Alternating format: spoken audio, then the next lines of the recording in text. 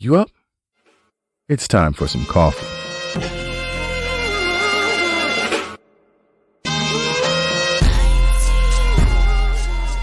Hot, bold, and full of flavor.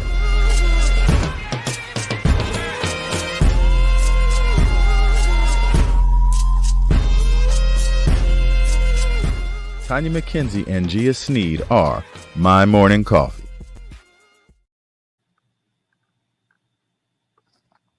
Greetings, good people. How you doing out there? Welcome to another episode of My Morning Coffee, where you know the conversation is always going to be hot, bold, and full of full of flavor. So listen, we are on our new day. We are on Thursdays when we go live. So hopefully you will be able to join us on Thursdays at 10 a.m. Otherwise, make sure you head over to your favorite spot where you get your podcast from and subscribe, follow. You do not want to miss our guests that are coming up. We got some authors. We have some folks with some dope product that we're going to be sharing. And we always have something else brewing. We have activities coming up and a lot of events going on for all through spring and summer. So listen, subscribe, okay? Because I don't want to have to keep harassing you about why you missed the show. And if I start talking to you about the show and then you don't remember what it was, I might stop talking to you. So listen, Thursdays. So Gia is in the dark out there in Atlanta. It's darkening her soul, and that's why the light ain't bright. But let's catch up with her a little bit and see what's in her cup and what she has been up to. Hey y'all, is the light not good? I don't have no light. I'm not shining you're right all right, now. but you ain't shining. Okay, No. I'm all right. I don't know. Hey, I don't know what's going on down here, down below, in the lower level, as I call it. I was calling it the basement, but I think I need to call it something kind of fancy, like the lower level. I'm in the lower level. Something like that. So I don't know. I got to come up with something kind of catchy. But I have water in my cup. You know, I'm drinking water, trying to stay hydrated and just drink more water because, as you get older, things start happening and you don't know what's going on with you, with your body and stuff. And, stuff just don't be right. So I'm trying to be good and drink water because it's hard for me to drink water. So, and it's after, it's in the afternoon here. So I don't do coffee in the afternoon, really. I'm more a morning coffee person, hence my morning coffee, right? But I'm out here in Georgia, Fayetteville. So it's afternoon for me, like 1 o'clock. So yeah. But what's in my cup? Water, and let me see what else. It's a whole lot of stuff been going on out there in the world. When I'm out here, I'm not that connected, but I've been popping in and off of the social media thing. You've been in the streets out in Atlanta. Well, I have been in the streets a little bit. I went to Thrift Con. I've been wanting to go to that for a while. So I happened to be here when it was here. So I got to go to that, and I got to see my girl, Zoe Ventique. She has a boutique in LA on Redondo. It's my girl. So she was there vending. So I, got to see her. And I told her, we laughed. I said, I got to come all the way to Georgia to see you. And we both live in the same town in LA. But, when you're an entrepreneur, you're busy doing your thing. Sometimes you don't have time to connect with your people, but I was able to connect with her there. ThriftCon was cool. It was different, but a lot of vintage stuff there. So a really big community out here on the South with this vintage stuff because it was packed. I've been a lot, and I've been a lot in LA. And this ThriftCon shoot, they had more people at that than I've seen at spots that I've vended at in LA. So I did that. And then another one of my sister friends who's an entrepreneur and a creative, she came down. She was vending at a fashion show. So I went to a fashion show that following Sunday. It was called Strands. It was about crochet. So everybody a lot of the people in the fashion show, the artists, where they crochet. So it was crochet clothes and things like that. But I went to support her because I haven't seen her since DC last year. So her and I chopped it up about some stuff. We're going to collaborate on a few things. I'm going to bring some of her stuff to LA to have in my location at Afro City. And we're going to collab on a few designs in the near future. But yeah, that's what I've been doing. And then I've been kind of laying low here because when I'm here, I kind of check out of the world and just kind of relax and do my own thing. But like I said, I've been popping in on this social media every now and then, and I've been seeing stuff, and I guess that's where we get our news from nowadays is social media. But I don't know what's gonna happen. I don't know what. Girl, the world I'm is gonna go upside back down. to it's upside down, but I don't know. Cat Williams, he done started a whole bunch of stuff. Seem like, because now it seems like everybody is telling on something or about something, and I can't keep up. I don't know who doing what, how they doing it, or nothing like that. I'm just like, what is going on with this person, that person? But people are just talking and they talking and talking, and I always said that this social media is going to get a lot of people in trouble eventually. It's happening. I see now. Well, because okay, please hold that thought. Hold that thought right there. Okay, hold that thought. Before we go any further, because I'm going to get back to that. Since you said something about the crocheting, I just want to give a shout out, a congratulations to Lisa Woolfolk. She is the founder of Black Women Stitch, and there's a podcast out there called Stitch Please. They just won an award.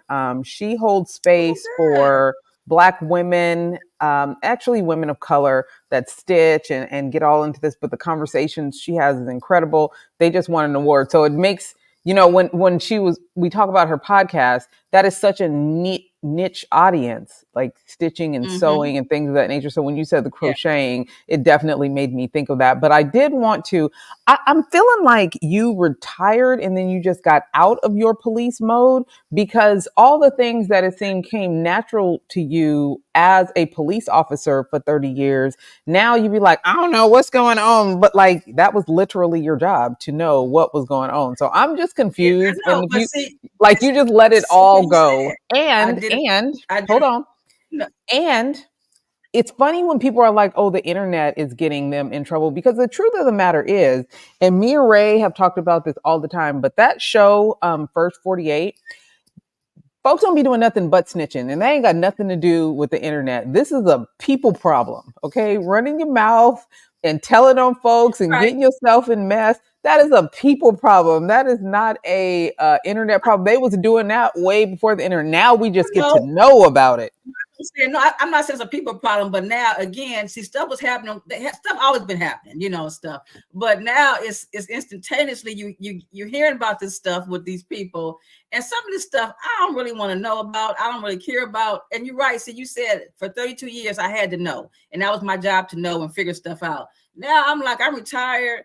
I said I can give a rat's ass. I don't want to know. Don't bring it to me, because then I got to go back in that police officer mode. Then I be wanting to try to figure stuff out, and you be like, nah, she was lying. She was lying because the evidence shows.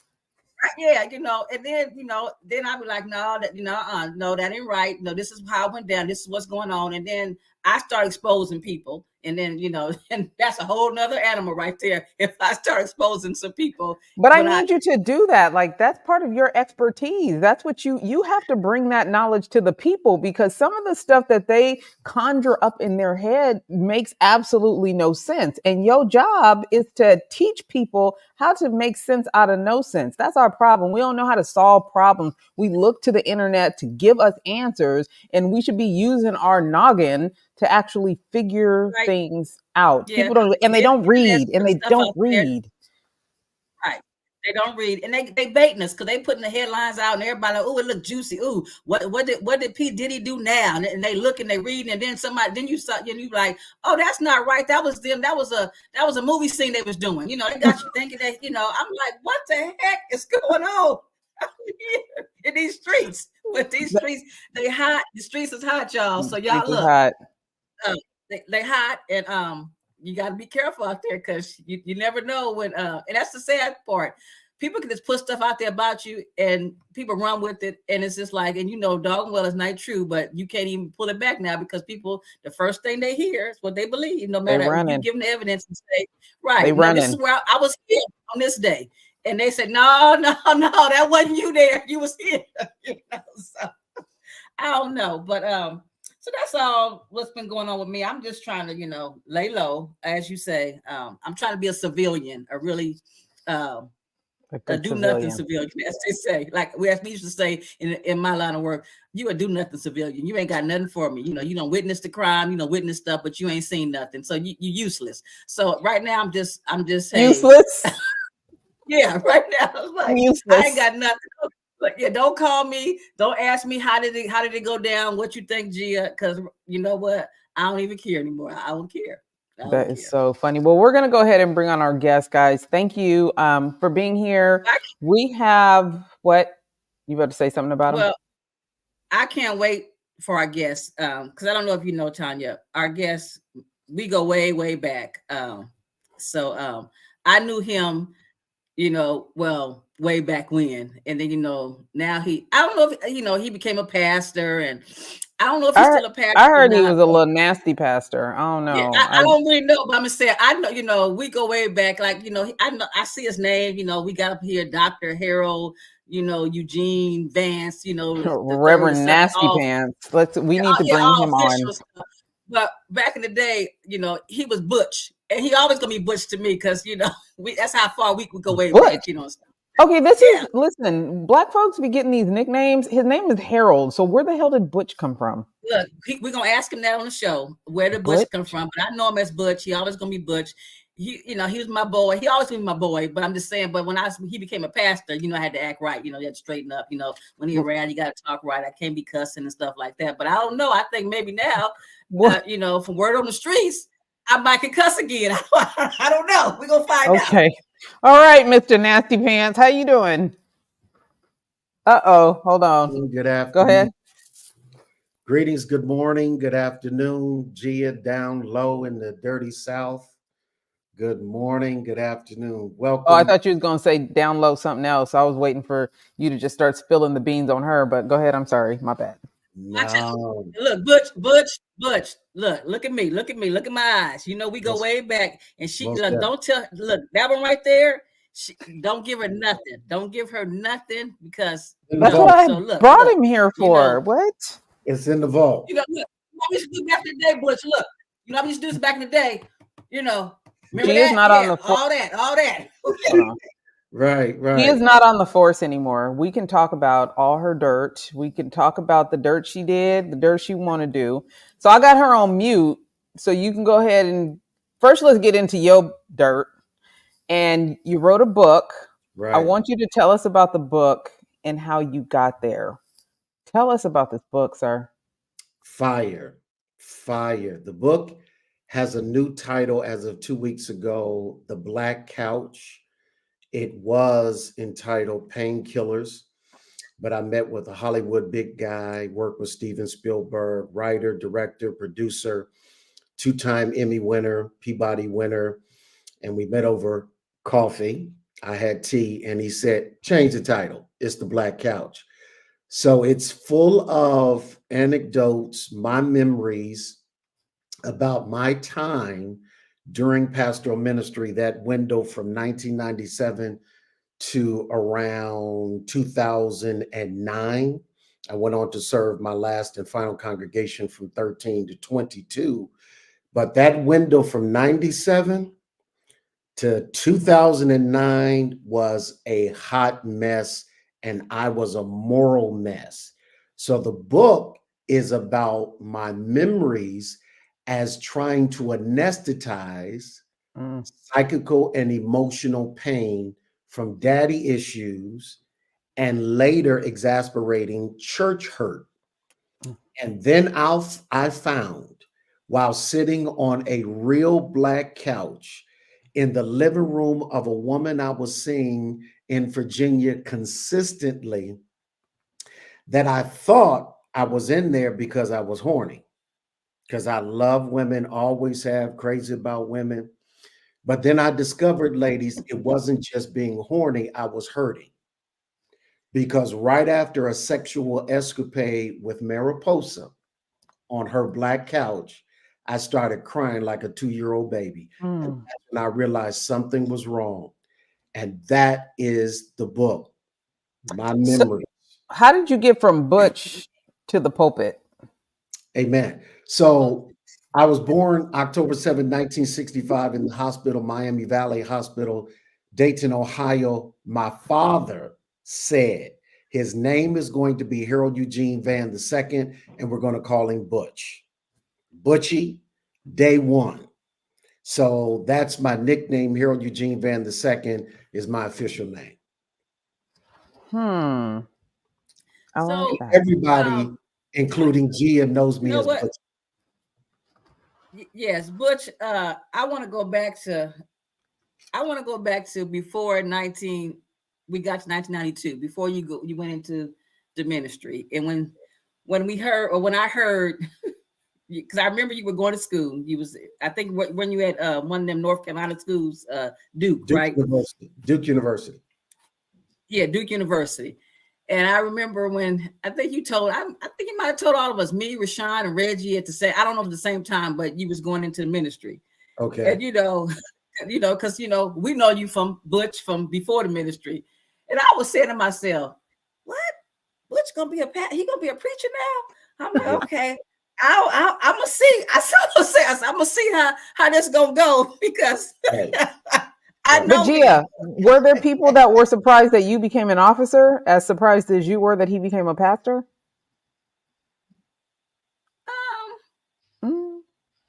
Butch, were you surprised to know that she was a LA County sheriff? Not really. Gia was always quiet, reserved, laid back, very aware of her surrounding. But to be rough and tough and overtly rough and tough, that part shocked me, because I don't see her wrestling anybody to the ground. Yeah. And when Reggie, our best friend in between us, when he told me she was going, and she started out, I think all deputy sheriffs have to start in the LA County jail. And I'm like, oh no, my poor Gia, what if somebody jump on her? I don't know. So I just didn't see her as that rough and tumble. So you never saw her throw wood, huh? Yeah. No, yeah. No. You hear what I said, Gia? All right, watch out now, Tonya. Watch out now. See, there you go. There you go. See, so yeah, look. All the way back here. This face can't do something like that, Tonya. Yeah.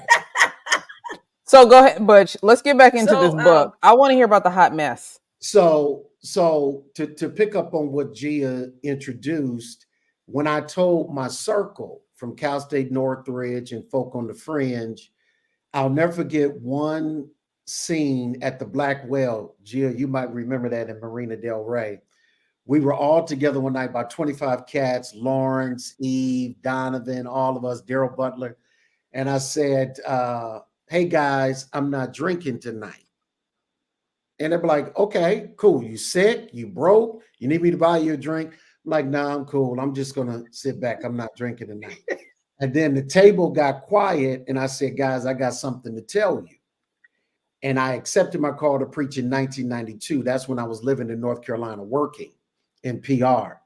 And I said, hey, guys, I've accepted my call to the ministry. And I never forget what Lawrence said.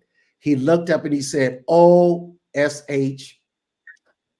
And then he said, if Butch can preach, now I know God is real. But here's the goodness of it. Fast forward to 30 years later, counting, accepting my call to preach, starting seminary, and then being a pastor, I kept the same circle of friends: Donovan, Reggie, Chantel, Eve, Rashawn, Gia. And the beauty is, I never sent y'all to hell. I never acted like I was holier than any of you all. And then you all embrace me as Pastor Vann. We evolved. All of us evolved, right? Mm-hmm. From Butchie to Pastor Vann to Dr. Vann. But all the while, Lady Tonya, I had this private stuff going on. But the good news is I kept my core friends, and they all accepted me as Pastor Vann. But to your point, it blew everybody out the water. But that proves God is real. You used the term church hurt, and I've heard it. I hear it more often now. Explain to the people, what is church hurt? Mm-hmm. How does that happen? Amen. I explained it in the book, chapter 5, entitled, I Once Was Blind, But Now I See. So the church hurt is ironic, of course, because the church, the body of Christ, this sacred entity, is a place wherein you go connect community to heal your hurts. But what happened to me was, it was the impetus of my pain and hurt. For example, I took my first congregation in Southern Rustic, Virginia, straight out of Duke Divinity School, Durham, North Carolina. I took my congregation January 12th, 1997. And 2.5 months later, it was a Baptist congregation. Now, let me give you a bit of a footnote. Baptist polity, congregations rule. It's God, congregation, minister.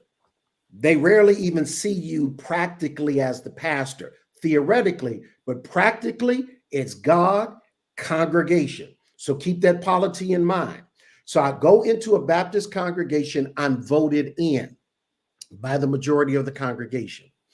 And 2.5 months later, I'm presiding over what they call the church conference. It's a business meeting 4 times a year. And standing, moderating, I remember a deacon said, Rem Vann. I'd like to make an announcement at the end of the meeting. I was like, sure. Green as the Georgia grass where Gia sits upon now. I'm green, don't know anything, don't have any mentors, don't have any help. I'm moderating. Now, I've got a strong personality. You can't mess over me. Gia knows that. But I'm moderating, and I'll never forget, and I changed his name in the book, obviously. But the deacon stood up, and I said, and I quote, I'd like to declare the pulpit vacant. What? So I froze. And speeding up, unknowingly, wrongly, parliamentary procedure in the Baptist congregation, I put that up to a vote. And narrowly, Lady Tonya, I won that vote 23-19. Fast forward. For the 7+ years that I stayed at that rural Baptist church, I was torn, I was hurt and devastated because that was the first congregation. There are many other examples of church hurt from the pulpit, intra-congregation, pastors impregnating women, pastors messing with the boys, and deacons messing with the women, and marriage and stealing and all that stuff. Church hurt, technically, is when any sacred entity abuses you. In psychological terms, abuse, watch this now, it's not just verbal, it's not just physical. Psychologically, abuse is anytime somebody's not acting like what they're supposed to be. So if I'm the pastor, but I'm not acting like the pastor and I'm in her bedroom, that's abuse. If the deacon is not presiding, serving with the pastor to help, that's abuse. So it's abuse in a word, right? But ironically, it's happening in the very place where you're supposed to come for healing, not hurt. It's not supposed to. Let me ask you this. Wow, you just done took us to church. Let's go, baby. Young people are either fleeing from the church or not going towards the church like we once used to, right? Mm-hmm. What do you think that is based on? Well, there are a plethora of answers, but succinctly, let me say, what does the congregation, I won't even say the church, because we don't experience the body of Christ, that unified communal sacred entity. Let's just say congregations. What do congregations offer people that's an alternative to their life and lifestyles? One of the main problems that exists millennia later, there's a scene where in the Gospels, Jesus overturns the tables of the money changers and the dove sellers. And then Jesus says, after he cleans out the temple, then, this is direct from Jesus, the sick and the lame can get in. So the problem, Lady Tonya, was sin had taken over the house of the Lord, selling doves, money changers, carnality had taken over this sacred place, the house of prayer. Fast forward millennia later, we have the same problem. We have all sorts of carnality going on within the congregation. These are many kingdoms in my purview of many pastors and power players, these cliques I experienced in Virginia. So if I am going to get hurt in the very place I'm supposed to get help and healing. Why go? And the streets are talking. Go to any barbershop, go to any beauty shop. We're talking about the local congregations. And I believe in my spirit, these young people are so astute. And I'll quote my dear homeboy in Greensboro, North Carolina, Anthony Pettiford. He said, the streets can smell hypocrisy. And they go nowhere near these multi-million-dollar buildings where no value is going on inside. I'm not saying all congregations, but in my purview, I know for sure you don't have not 150%, excuse me, you don't have 25, a quarter's worth of ministry going on in these many kingdoms. And the streets know it. Well, So why did you leave? Tell me this, because that's interesting that you say that you're saying that, Butch, about the streets to know, the streets talk. But what about these churches? Like, for example, I'm out here in Georgia, and I happen to I rode by that church out here, that mega church. What's his name? Pastor, is it something Dollar? I don't know. It's Creflo Dollar. Creflo Dollar, whatever. And I saw his. It's just huge. It's like it takes up. Seems like it takes up 3 or 4 blocks. Okay. And I was like, wow, this it's big, and I'm assuming he has a really big congregation. So again, like you said, these churches now they're not church like church that we knew when we were kids growing up. This church is different now. It's just different. So what's keeping these mega churches mega? Okay, because that's a great question. And let me go back and one last point, Lady Tonya, to your question. There are just more activities going on than when I was growing up, born in 1965, where you didn't have extracurricular things like sports going on Sunday, soccer, and all these different entertaining things going on Sunday. In Jelaine Caldwell Vann's house, Gia, you remember my mom, me talking about my mom. In my mother's house, yes, there were no sports going on Sunday. We went to church. And Gia, there was an instance at Northridge where I was out all night long, drinking and partying, got back to my mother's house at 5 a.m. Yeah. My mother was getting dressed for morning worship. She said, I don't know what you're doing. You better get in that shower. We're going to church. And I was in college. So I don't know. Yes, ma'am. I don't know if that's happening anymore. There's too much going on Sundays now. And people see Sunday morning worship as an option, not as a command. And I say too many distractions now. Forsake not the assembling of yourselves together. So it's interesting you asked me that, Lady Gia. In 2008, I sat for an exam in doctoral studies, and I took my exam in the form of an essay under the tutelage of Dr. Monica Coleman, professor at Claremont School of Theology, where I took my doctorate. And the title of the essay was The History and Evolution of the Black Church. And succinctly, what I argued in the essay is the mega church, which simply means sociologically 10,000 or more people, right, will swallow up local congregations that we knew in the civil rights era, that we knew in the 70s, that we knew in the 80s, where you and I grew up. The mega church would take over. Now, here's the reason why. A reason why, under my theological pastoral opinion, which I think is informed. People generically, naturally don't want accountability. And where do you find accountability if you're sitting in the rafters, you don't know the pastor doesn't know you, diaconate ministry doesn't know you, you don't have a cohort, you don't have a clique. So who's going to say, I miss you, I haven't seen you for 2 weeks. Hey, what's going on, Butchie? Hey, what's going on, Pastor Vann? Hey, what's going on, Harold? I haven't seen you, and I heard some things about you. Who's checking in with you? So the mega church is a comfortable place where you don't have to suffer accountability. Why did you leave? Yeah, I think you kind of know it. I left formal pastoral. So Tonya wants to know, why did you leave? Let's get this book. Yes, ma'am. I left formal pastoral ministry because I was broke. I was broke in. I have served this last congregation for almost 10 years.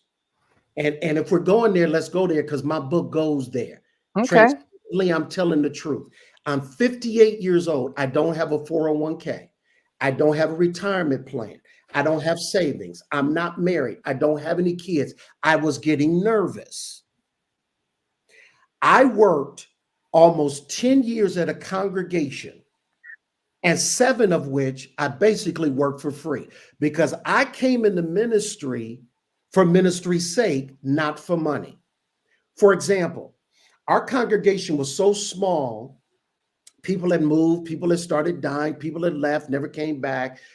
And what would happen is after end of worship, I would meet with the one lone trustee who was also the treasurer, and we'd have a quick post-worship meeting. How much money did we raise? What are our bills today?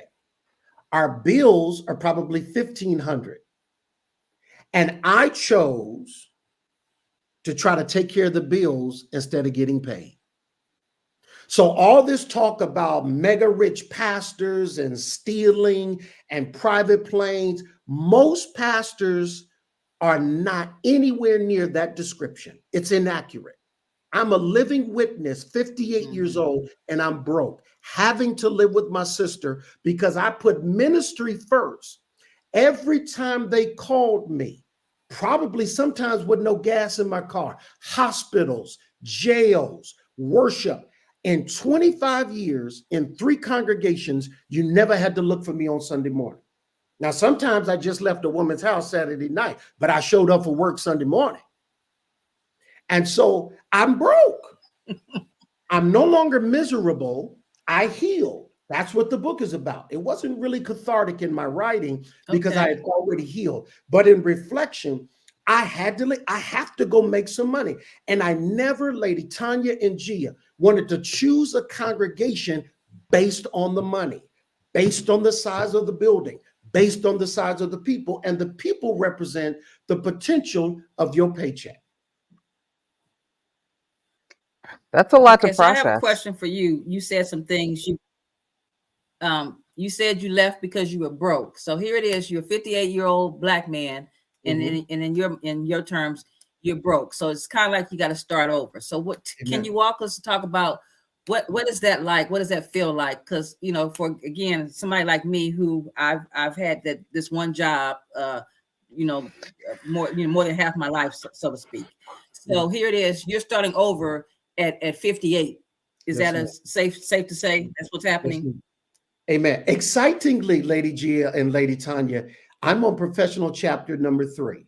My first chapter was public relations on the private side, public side. And then I came into pastoral ministry 25 years. Now professional chapter number 3. I want to create a production company, write and produce documentaries, very serious subjects.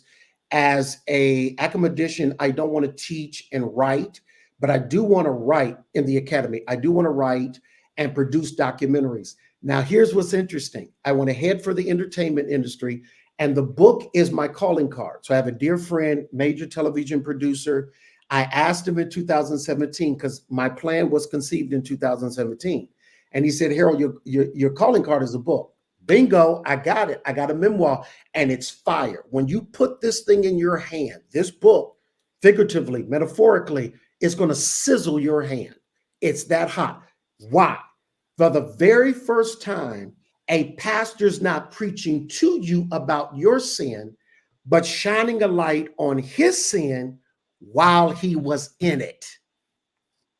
Most pastors will say, yeah, I used to be former this, I used to be former that, but God transformed my life. What's exciting about my book, The Black Couch, is I told transparently the truth about me while I was in the $1,600 clergy robe on that platform, preaching to others while sneaking around in this private life on Saturday, Monday, Tuesday, Wednesday, Thursday. You do a great job. My copy to read. Oh, it's coming. And so excitingly, Lady G, I've surrounded myself with our people. Reggie's going to be my manager. Chantel's going to be my agent. Donovan's going to be my production partner in the production business. Now, this might strike memory.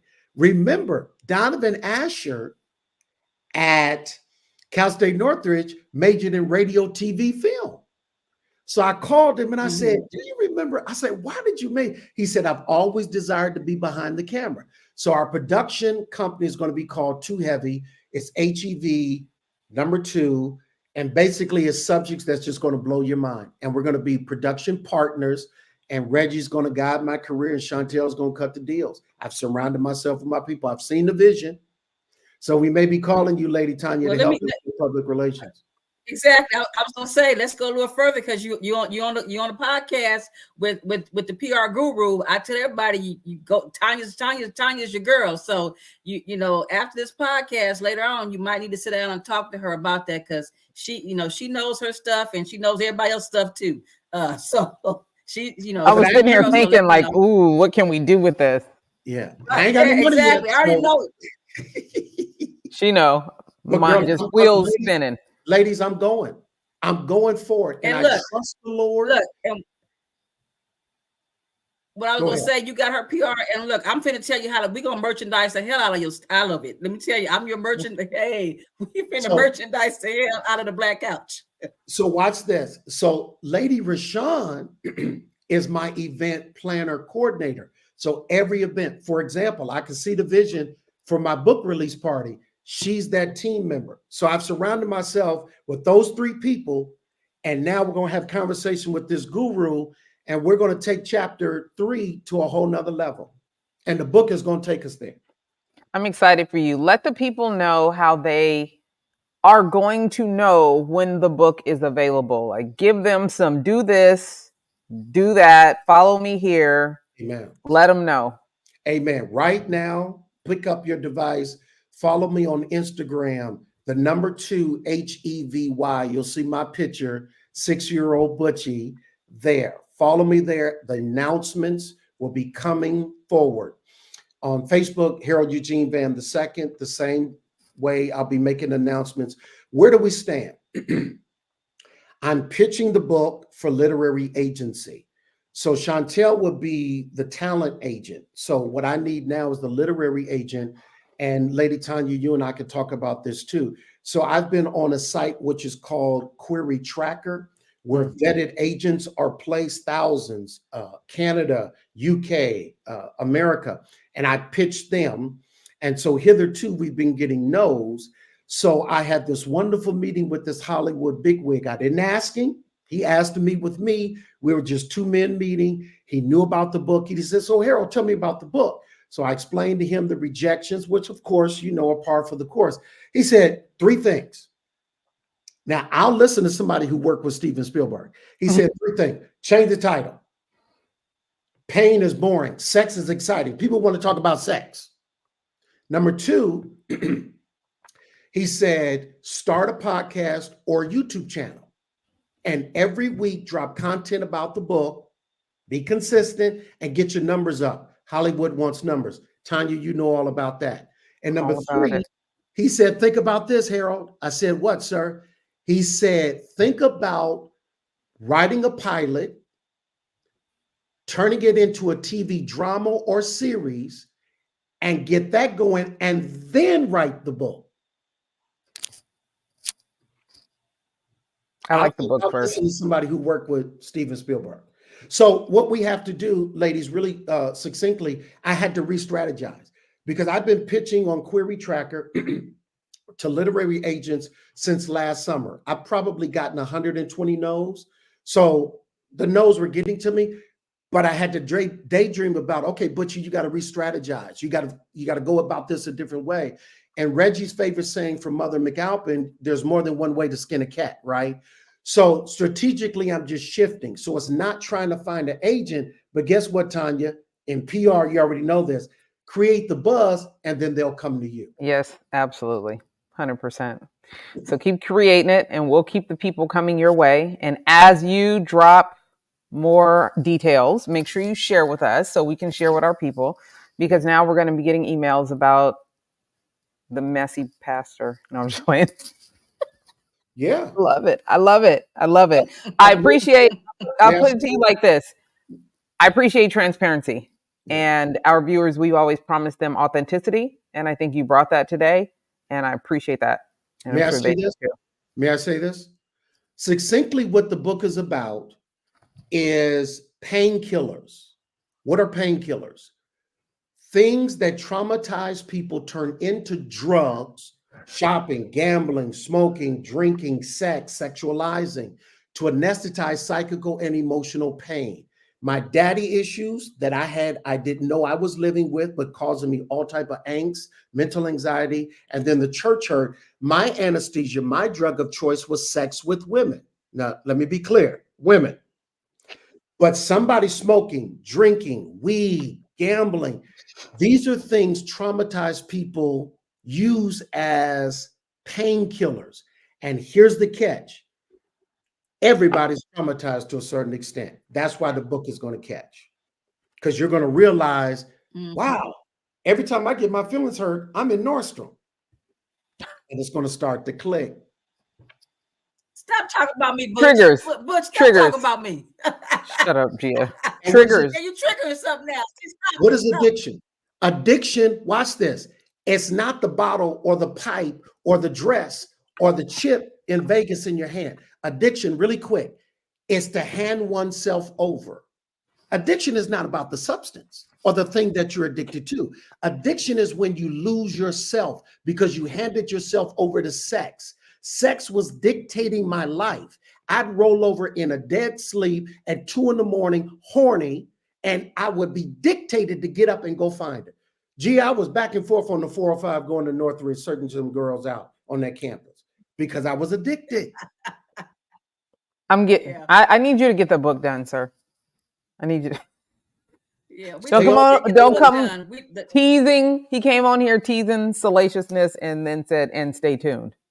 But Girl, it's fire. Yeah. The anecdotes are fire. And I go there. I did my research. Carrie Cohen's book, The Truth of Memoir.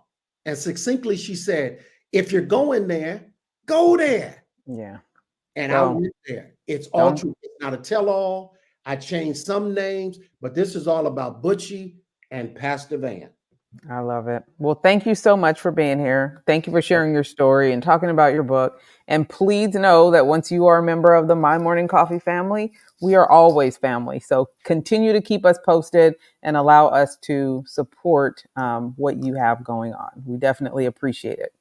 Thank you, ladies. I appreciate the opportunity. Dorian Cox. I'm glad you came, Butch. When I saw that little bit, because I don't know how, well, somehow I saw it on, I was like, wait, but Butch got a book coming out. And I said, I sent it to, I said, here, Tonya, get a hold of him. He needs to be on the podcast because she does all the booking and stuff. So I just sent her to people and she wills the deal. But I'm glad, I'm glad our paths crossed for me to see that you were doing this book, because I think it's something that, it sounds like it's hot, and it's something that, people need to read and hopefully see it on the big screen. But I'm happy for you. I'm excited about the future, and I'm excited to to know you and hopefully be a part of your success when it comes to this book. And like Tonya said, once you appear here, you're always family, and we'll do whatever we can to help elevate what you're doing. That's what we're about. We're about empowering others. Thank you. Thank you. Thank you. Thank you, ladies. All right. You take it easy. You guys, thank you for being here today. We appreciate you. We love you, and we'll see you next week. Bye-bye. Take care.